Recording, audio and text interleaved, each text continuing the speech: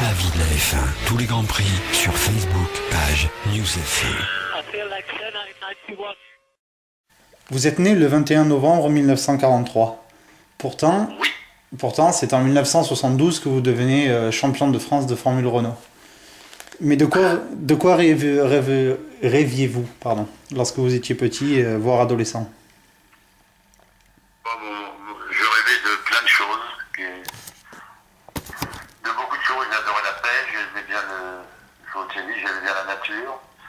J'étais pas décidé à faire la course automobile, évidemment. Mes parents n'avaient aucune voiture, on n'avait pas de voiture à la maison, on n'a pas été élevé dans le culte de l'automobile.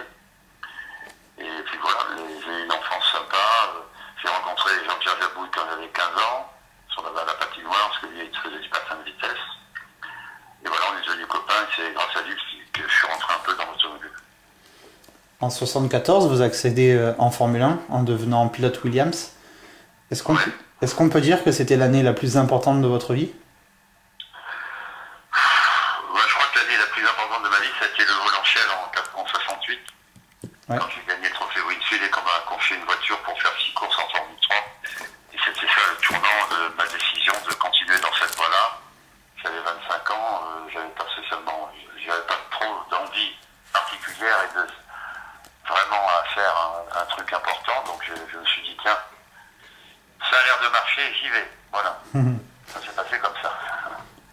Pourtant, évidemment que 74 c'est une étape importante, mais en 74, on m'avait proposé de conduire, j'ai pas dit oui tout de suite parce que je faisais championnat d'Europe de Formule 2 et je considérais qu'il fallait aller progresser étape par étape, c'est-à-dire que quand on fait de la Formule Renault, on est champion, on fait de la F3, on est champion, on fait de la F3, on fait de la F2, et quand on est champion, on peut accéder à la F1. Si ce n'est que j'avais gagné le Monaco en F3 en 73, et que généralement dit que quand vous gagnez en F3 à Monaco, c'est ce qu'ils disaient à l'époque, l'année d'après, on est en F1. Voilà. Ça s'est confirmé pour moi. Pourtant, les 2 années chez Williams étaient plutôt décevantes. Oui, enfin, c'était pas décevant parce que j'apprenais mon métier et que c'était une très bonne équipe pour ça. D'abord, Franck était un garçon formidable. Ensuite de ça, j'avais pas de pression sur les épaules puisque je savais que je conduisais une voiture qui ne pouvait pas être devant. Donc j'ai appris mon métier comme ça grâce à Franck en Formule 1. Si ce n'est qu'en même temps, je faisais de la F2, évidemment. Et le vent, et d'autres courses. Et puis vous êtes passé chez Ligier. Oui, en 76, oui, absolument. Est-ce que c'était important pour vous de former un trio français, châssis, moteur, pilote? Oui, c'était important. Ouais. C'était important de conduire une voiture bleue avec un patron que j'adorais. Et puis on a fait une épopée, c'est clair, net et précis. Et on s'est averti en France que la Formule 1 existait à tous les niveaux avec des bons pilotes français, sûrement grâce à la percée de Ligier avec moi. Il a apporté sa petite pierre à l'édifice de l'automobile. Voilà, puis ça a été suivi par... Il y avait des grands champions avant, il y avait Beltoise, Pescarolo, Larousse, Sever, il y avait des champions français bien avant moi, et j'ai oublié Josso et plein d'autres. Parlez-nous des souvenirs de votre première victoire au Grand Prix de Suède. C'était une victoire pareille, j'étais le samedi très déçu de ma voiture qui avançait pas. Et puis Goodyear m'a donné des pneus qui donnaient certainement aux autres à cette époque-là, grâce à Gérard Ducarouge qui a fait le pied de grue toute la soirée pour discuter avec le patron de Goodyear pour qu'il accorde des pneus un peu plus performants. C'est ce qui a été fait et j'ai trouvé une voiture qui était transfigurée le dimanche matin. Et puis la course s'est bien passée, j'étais rapide, la voiture marchait bien, et j'ai doublé pour remonter finalement derrière Andretti qui, heureusement pour moi et malheureusement pour lui, a une petite problème de défense, ce qui m'a permis de le doubler quand il s'est arrêté. Mais je revenais sur lui, mais bon, je crois pas que j'aurais pu gagner ce jour-là, mais c'était une victoire formidable, sans Marseillaise malheureusement. Guy Ligier, c'est une petite équipe, on n'était pas là, toute l'équipe n'était pas là, on n'avait qu'une seule voiture, et donc on a fêté cette victoire un peu plus tard avec Guy. C'était un moment important de ma carrière aussi, évidemment. Comme toutes les premières victoires. Oui, comme ça prouve qu'on est sur la bonne voie. Que l'écurie Ligier est une bonne équipe et que voilà, on a la possibilité de gagner avec cette voiture-là en 76. Plus tard, en 79 et en 81, vous étiez en lutte pour le titre mondial. Pourquoi ça n'a pas fonctionné? Oui, en 79, on avait une voiture formidable avec Patrick. Patrick a eu un accident, malheureusement, après le Grand Prix de Monaco. Ça a un peu coupé l'équipe, mais on n'avait surtout pas les moyens de faire beaucoup mieux parce qu'il fallait aller en soufflerie, on n'y allait pas, on avait un budget qui était bien, mais qui n'était pas suffisant pour 2 voitures pour être champion du monde. Mais on avait la voiture pour, et c'est des petits défauts aérodynamiques qui nous ont perturbés, qu'on n'a pas vu tout de suite parce qu'on passait pas en soufflerie et qu'on ne pouvait pas s'en apercevoir puisque le ponton se déformait et revenait à sa position de base dès que j'ai arrêté la voiture. Donc c'est compliqué. Alors, on s'en a aperçu trop tard, malheureusement, pendant l'intermède du mois d'août, où il n'y avait pas de course, avant de revenir dans les courses, où la voiture marchait beaucoup mieux. Mais il était trop tard. Scheckter avait pris de l'avance et il a été champion du monde. Voilà. Et il le méritait aussi. 80 était une très bonne année aussi, vous ne l'avez pas noté.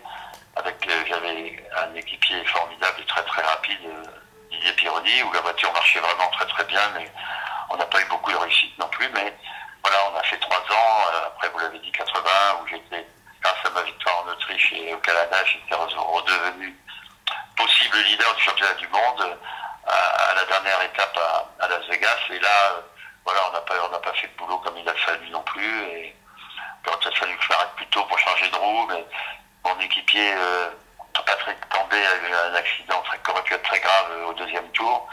Et c'est lui qui devait faire l'arrêt au stand pour voir l'usure des pneus, savoir s'il fallait m'arrêter à quel moment. Parce que c'était le premier circuit qu'on faisait avec Michelin à l'époque.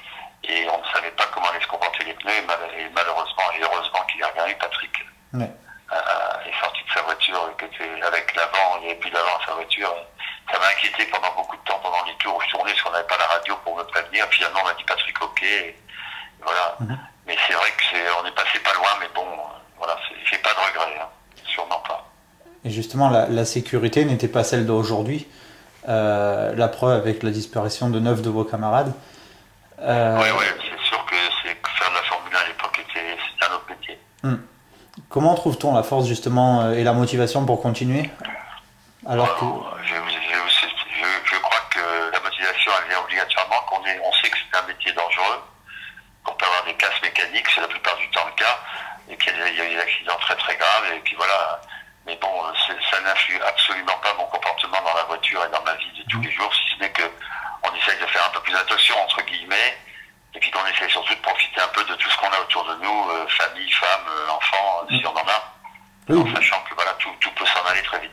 Et c'était à cette époque-là d'ailleurs que vous avez eu vos 2 premiers enfants, Camille et Margot. Complètement, 78 et 80. Ouais, où on disait en 78, il a une fille et il va plus pouvoir conduire, très tard. Oui. J'ai bien commencé la saison, j'ai gagné les 2 premières, comme ça a résolu le problème. C'est pour ça que vous avez eu 5 enfants en tout. Oui, absolument. Et que j'ai toujours le moral et que je suis prêt à foncer encore. Malgré tout.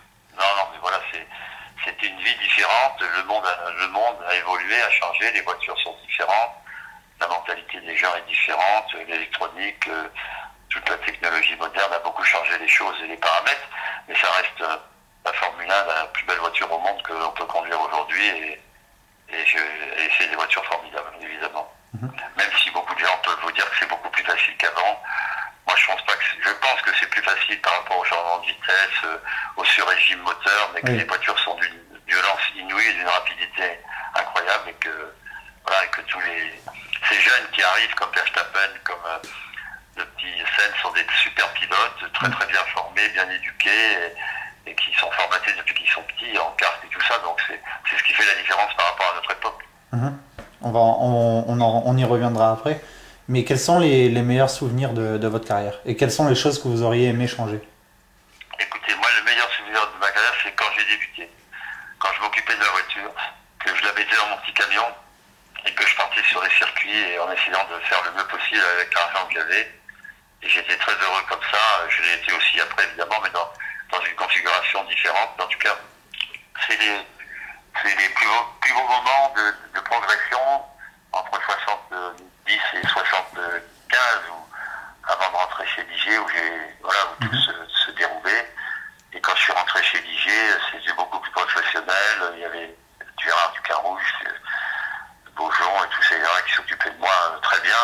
et on n'avait plus grand-chose à se dire. Voilà. C'était un peu changeant. Après votre carrière de pilote, vous avez entamé vous en avez entamé une autre en tant que consultant pour TF1. Oui, j'ai surtout, après mon accident, j'ai surtout encore beaucoup, avant d'être consultant, beaucoup couru dans toutes les formules possibles et imaginables. Hein. J'ai fait du tourisme avec Alpha, j'ai fait du tourisme avec BMW, j'ai fait le DTM avec BM, avec Mercedes pendant 4 ans. J'ai fait les 24 heures du Mans, j'ai participé au Rallye Paris-Dakar en voiture et en moto. Une année, j'ai fait de nombreuses années de courses sur le glace hiver, qui étaient des courses formidables, pas longues et puis passionnantes. Et puis j'ai couru au Mans, j'ai fait la Super Cup Porsche, la Coupe Porsche en France. Non, j'ai fait plein de trucs, je suis resté pilote jusqu'à... Même maintenant, je pourrais encore conduire, mais jusqu'en 96, avant de rentrer à TF1, là, j'ai été obligé de mettre un peu un terme à tout ça, parce que faire un championnat quand vous avez 18 Grands Prix à couvrir, et qu'on se déplace, c'est un peu plus difficile. Mais c'était aussi une expérience formidable, parce que je ne me rendais pas compte que ça m'a permis de suivre la F1, plutôt que de regarder la télévision, de gagner ma vie comme ça, et puis de garder, par rapport aux gens, une certaine notoriété due à mon image, et le fait que l'on m'entendait tous les 15 jours sur la Formule 1. Quoi. Donc c'était pas calculé non plus, c'est arrivé tout seul. Donc c'était pas trop frustrant de commenter les Grands Prix plutôt que de les vivre? Oh, pas du tout. Pas du tout. J'étais très heureux de le faire. J'étais déjà assez âgé pour faire de la F1 de toute façon. Mais non, j'ai passé avec TF1 17 ans formidables. Je me suis régalé avec Claire Van Viet, avec Christophe Malbranck et toutes les équipes qui travaillaient dur avec peu de moyens. Voilà. Et quels sont les Grands Prix qui vous ont le plus marqué justement avec eux? Il y en a eu pas mal, je veux dire, la domination de Schumacher, il y a des Grands Prix qui ont marqué le Grand Prix d'Autriche où Ferrari a demandé en 2002. à Barrichello de laisser passer Schumacher sur des choses qu'il faut vivre sur la piste pour bien les comprendre, quoi, je veux dire. Bon, mais j'ai vu des très beaux Grands Prix de Monaco, j'ai surtout découvert grâce à TF1 que la F1 a changé de place dans le monde, ils allaient beaucoup plus vers l'Est et vers l'Asie. J'ai vécu les premiers Grands Prix en Chine, à Bahreïn, dans tous les pays où il y a des Grands Prix. J'y étais en Inde, pas partout. Donc j'ai eu beaucoup de chance dans ma vie. Beaucoup, beaucoup. D'abord, la première chance, c'est d'avoir un accident grave et de pouvoir marcher et faire du sport. C'est déjà un grand succès dans ma carrière. Et le reste, ça n'a été que du bonheur et que moi, j'oublie très facilement les choses qui peuvent vous arriver, mais il n'y en a pas eu trop dans ma vie, heureusement, des choses désagréables. Et pour parler de la Formule 1 d'aujourd'hui, qu'en pensez-vous en tant qu'ancien pilote? Moi, je trouve que, je l'ai dit tout à l'heure, c'est des voitures extraordinairement sophistiquées, pleines de technologies, qui sont... Moi, j'ai conduit la voiture de Alonso, la Renault au Paul Ricard il y a 7 ans ou 6 ans, c'était la première fois que je conduisais une jolie F1, et je m'étais régalé à son volant, et avec les vitesses automatiques ou presque, des bons freins, une direction assistée, enfin beaucoup de choses qu'on n'avait pas à mon époque, et des voitures très très très très violentes et perturbantes parce que ça va vite, quoi. Mais je pense que c'est bien, que ça reste toujours un test pour les usines qui s'y engagent. Vous signalerez certainement que l'année dernière, on roule avec 100 kg d'essence au lieu de 150 et qu'on fait les mêmes moyennes autour, la même vitesse, avec 33% d'économie de carburant, grâce à la solution hybride. Ce qui est un beau succès, et qui sera un jour, j'espère, sur la voiture de M. Tout-le-Monde, qui sera très contente plutôt de dépenser 4 litres au 100 d'en faire que 2. Voilà. C'est ça la F1. Mais est-ce que la F1 justement hybride qui doit ne pas dépasser les 100 kg d'essence, est-ce que ça ressemble pas trop aux 24 heures du Mans justement?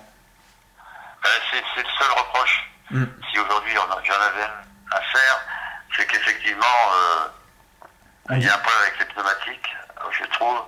Il y a aussi un problème avec le carburant, puisqu'il faut qu'il fasse des économies. Alors moi je pense que c'est pas une bonne chose. La course, on démarre et on essaie de faire le mieux qu'on peut et on ne doit pas être obligé d'avouer, ça ressemble un peu 24 heures. Voilà, on dirait les 24 heures mais en 2 heures en fait. Oui, et les 24 heures, ça ressemble de plus en plus à la F1 parce que les voitures sont terriblement rapides. C'est même affolant et vous verrez le Mans cette année va être fabuleux. Mais c'est vrai que c'est un peu dommage ces arrêts au stand et tout ça, mais je veux pas être nostalgique de mes courses, je veux dire, c'est une vie qui est différente. Les pilotes qui vendent aujourd'hui sont formatés à ce genre d'exercice et ils s'en sortent vachement bien. Il n'y a rien à dire, on a quand même des courses qui sont pas passionnantes tout le temps, mais il y a quand même une course en Formule 1, je veux dire, même si il y a la domination de Rosberg et Hamilton. Ouais.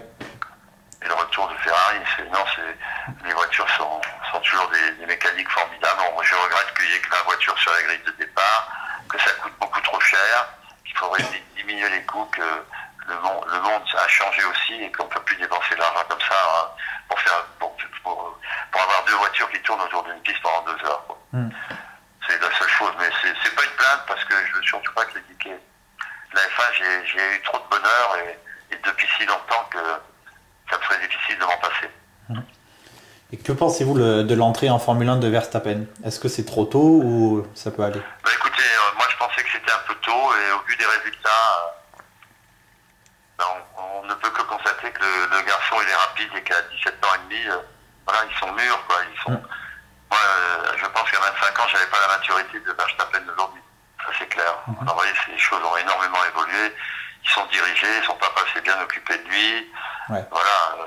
Il a toujours été, il a pu rentrer grâce à son papa et aux connaissances et à son talent dans des bonnes équipes et puis de le prouver sur la piste. Et aujourd'hui en F1, il fait un bon boulot, tout comme le petit Sainz, qui est là aussi, qui font des bons boulots. Alors c'est un peu regrettable, j'ai lu les propos de Niki Lauda, je suis un peu d'accord avec lui.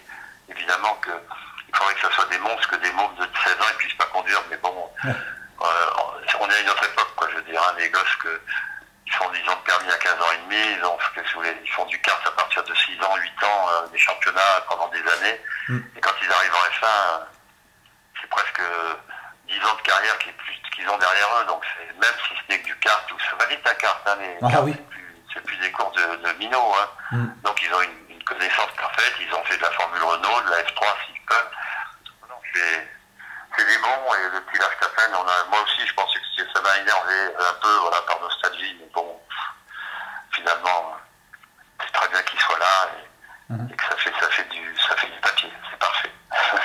Mais ils vont très vite aussi. Non, mais c'est étonnant même de voir de la maturité de ces gosses.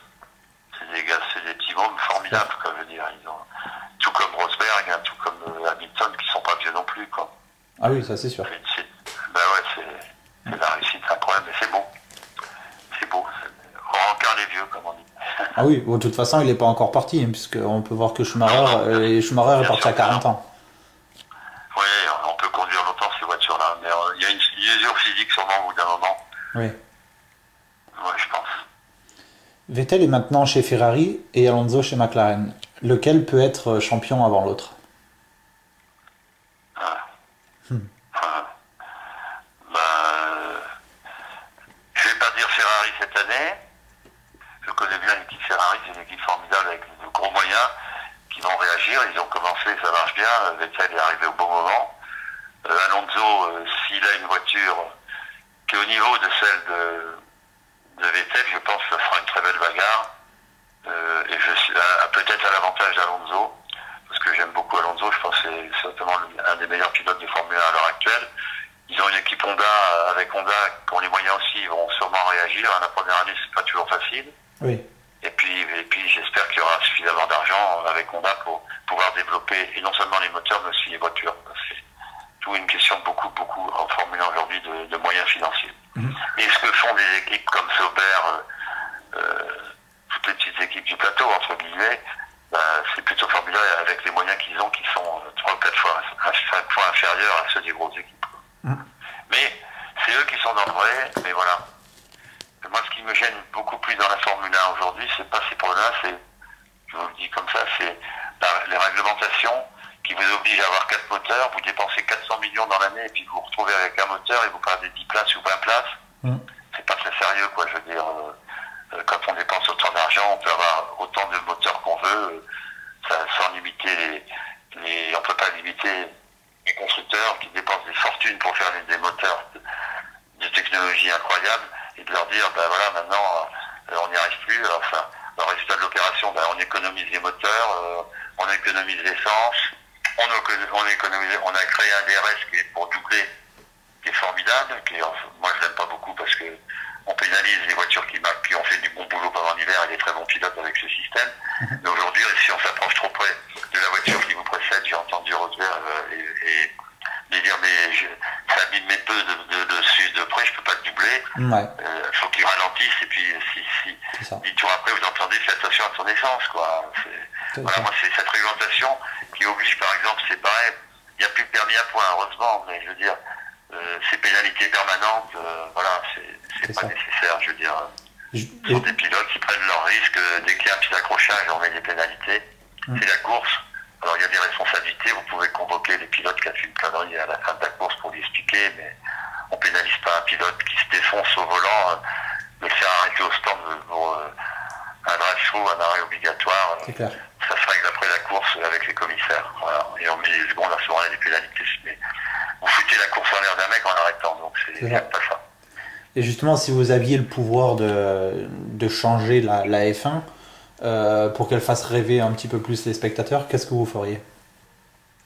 C'est très compliqué votre question, mais je viens de vous donner un peu la réponse dans ce que je viens de dire. Voilà. Moi, je ferais des courses un peu moins longues, qui feraient genre de 250 km pour emmener. Je ne ferais pas d'arrêt au stand. Voilà, pour que les gens qui suivent la course comprennent. Parce qu'une fois que vous êtes arrêté au stand, même s'il y a beaucoup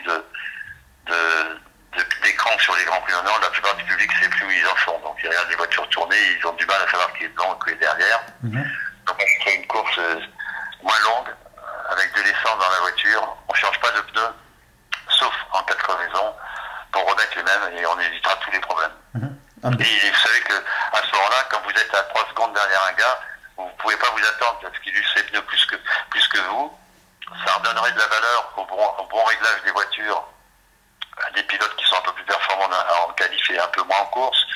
Oui, mais bon, moi je sais que ça va être... Il y a d'autres... Quand vous discutez, si vous avez la chance de discuter avec Ecclestone ou avec les présidents de la FIA, ils vous racontent d'autres histoires parce qu'ils sont plus au courant que moi de tous les problèmes. Oui. On balance des idées et puis elles sont vite contredites rien qu'en discutant avec les intéressés. Voilà, je me méfie toujours un peu de ça. Mais il y a sûrement des choses à faire parce qu'on s'ennuie un peu en F1 aujourd'hui. Voilà, je suis d'accord avec ça. Mais ça reste passionnant. Et je regarde quand même. Même si c'est sur Canal+. Bah évidemment. Ils font du très bon boulot. C'est vrai. C'est dommage d'avoir d'aussi belles images avec des gens qui travaillent très bien. Tous les gens qui travaillent avec Canal sont des gens compétents et ils ont des images magnifiques. Mais malheureusement, voilà,